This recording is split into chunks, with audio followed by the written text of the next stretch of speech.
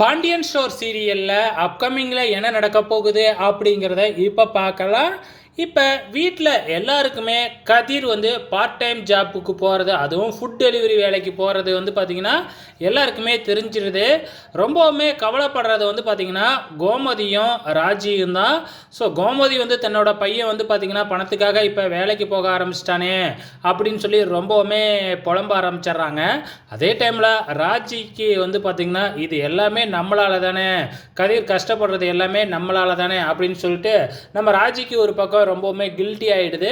So இப்போ எல்லாமே முடிஞ்சதுக்கப்புறம் ரூமுக்கு போகும்பொழுது கண்டிப்பாக ராஜி போயிட்டு கதிர்கிட்ட பேச போகிறாங்க. நம்ம கதிர் வழக்கம் போல் வந்து பார்த்திங்கன்னா வல்லுன்னு தான் ராஜிக்கிட்ட சுடுன்னு தான் பேச போகிறாப்புல. ஸோ ஆனாலும் வந்து நம்ம ராஜிக்கு வந்து பார்த்திங்கன்னா ஏற்கனவே ராஜி வந்து சண்டை போட்டுக்கிட்டு இருந்தாங்க பதிலுக்கு பதில். ஆனால் இப்போ வந்து கண்டிப்பாக ராஜி வந்து கதிர்கிட்ட சண்டை போட மாட்டாங்க. கூடிய சீக்கிரமே நம்ம கதிரும் வந்து பார்த்திங்கன்னா மாறிடுவார்னு தான் நினைக்கிறேன். வெயிட் பண்ணி பார்க்கலாம்.